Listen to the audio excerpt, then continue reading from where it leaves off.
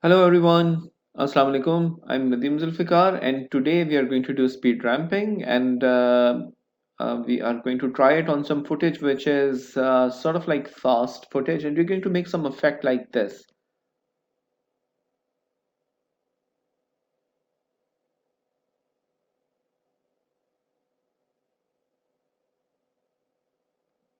Okay, so that looks really good, and the parts are really slowed down, some parts are really fast, and let's see how to do that. So I'm going to create a new sequence. You don't need to create a new sequence if you already have, since I have like a sequence over here in which I have done some work. So I'm going to make it in a new sequence. So I can start from the very blank. So when you're going to switch on the Premiere, you're going to get a blank sequence. When you're going to create some new sequence, it's going to be obviously going to be blank. But it does not require कि आप इसको black के ऊपर ही करें. Like you can do it on any clip. एक बात और याद रखिएगा कि the footage which is required for doing this sort of effect is going to give you better result if it's shot against some plain background. And if, for example, if the background is cluttered, that's going to bring in some artifacts which you might not like. And another thing is if you shoot it on a higher frame per second, like higher FPS, so that's going to once again give you a better result. Like for example, 60 FPS or whatever your camera supports. If you want to plan a speed ramping thing ahead, so go for something which gives you a better frame rate, a higher frame rate. Actually, not the better is not the correct terminology over here. You should use a higher frame rate and a higher shutter speed as well, so that each frame has its own well-defined borders of the moving objects. So this is something which is required. So let's move on from there and let's bring the footage. So we have like some random footage like this, and so I press change sequence setting so it can adopt the setting of my clip. And let's zoom in the clip and let's see that. So we have like he jumps up and comes down like this. So what we're going to do is we're going to move some parts really fast and some parts really slow, and we are going to open this thing. The first thing you want to do is select your footage, right click and go to your show clip keyframes and go for the time remapping and make sure that your speed is selected. So what's this going to do is the line over there by default it's for opacity. So when you do this, now this is going to control the time.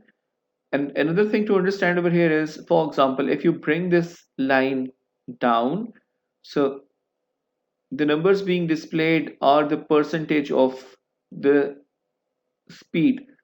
Like for example, in 100% speed was a normal playback, so now it's going to play it on 60%. So obviously if I play something on slow, the footage is going to be expanded, so it's going to take more space on the timeline as well. So when I release the mouse button, my footage extends a little bit, and I can make it like more slow, or I can make it fast. So in case if I go higher than 100, like for example, so this is 100, this was 100, so this is how it was before. If I go up, and now you can see this little cut over there, and this shows the footage is going to come over there because now we are playing it fast, so it's going to take less time on my timeline. So these were some basic concepts to understand. So let's start how to do that. Let's zoom in, and what I want is the slow motion should start somewhere from here. We can see some of these like snow particles going up.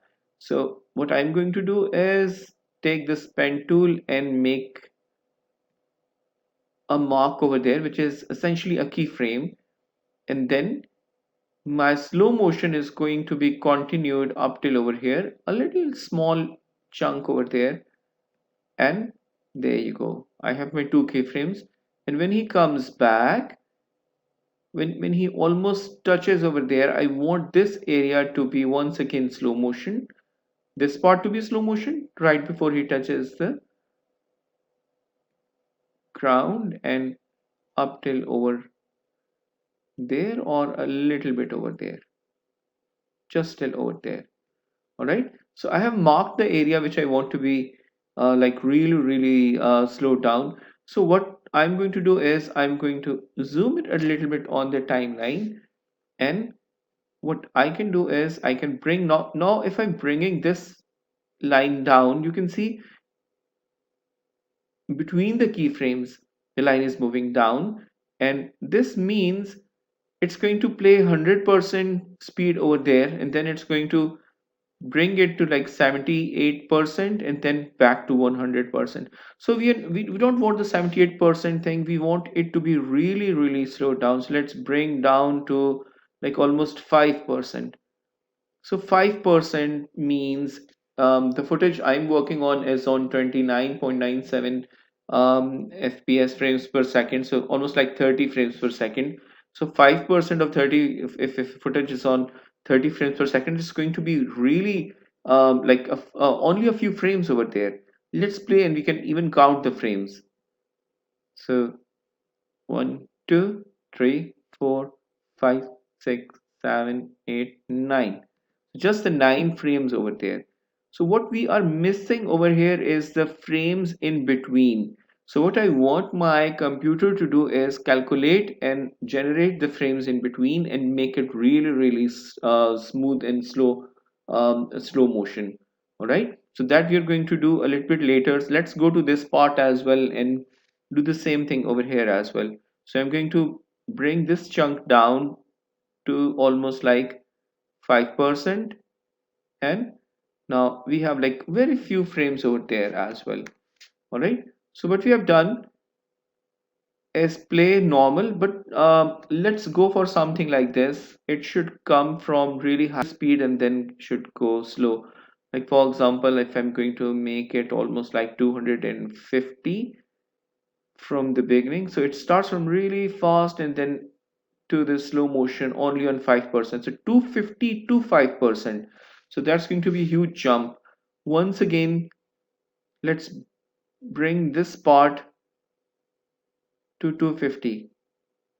And now you know why these the footage on the timeline is shrinking or expanding, because we are going to play the footage from different parts at different speeds.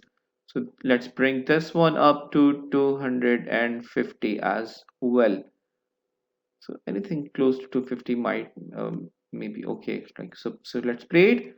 So it's going to go fast and then it's going to go like extremely slow motion, and then once again fast, and once again slow motion, and back to real fast. Okay, we don't want this chunk, so just cut it over there up till over here, right? So we are left with the footage what we want. Now what I want to do next is let's zoom in so I can see it on a better scale.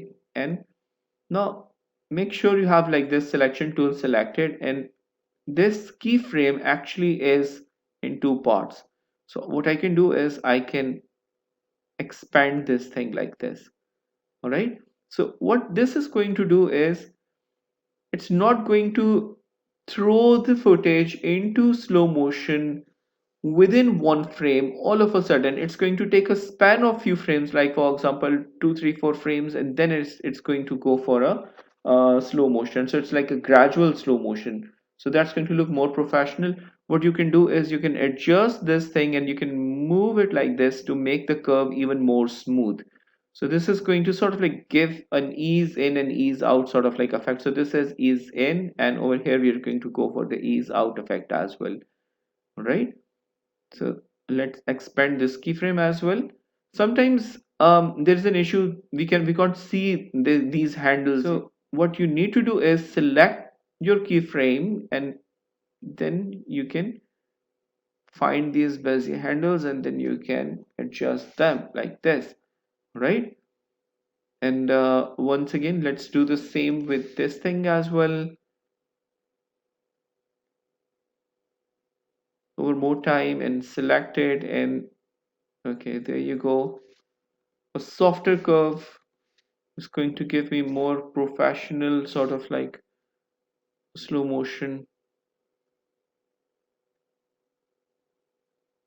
So select the keyframe. Any one of them will be okay to select them, right? And then we are done with this thing. So slow motion, fast, slow motion. All right. So the final step is what we need to do is right click on the clip and go to time interpolation and go for optical flow. So as soon as you go to optical flow, you see this line on the footage turns red. So that basically means this footage needs rendering now to play back. So let's press enter and let it render, and when it's done I will come back. And we are done with the rendering, and let's see, let's watch it on a bigger screen and let's play it. Wow, that's perfect. And okay, so this is what I was talking about. Since this footage is taken on a 30 fps, not a 60 fps, and not even a higher shutter speed, so what we have over here is we can see some artifacts over there. So when the computer is generating the in-between frames, so sometimes it happens as a result that you get some artifacts. So you have to adjust the keyframes.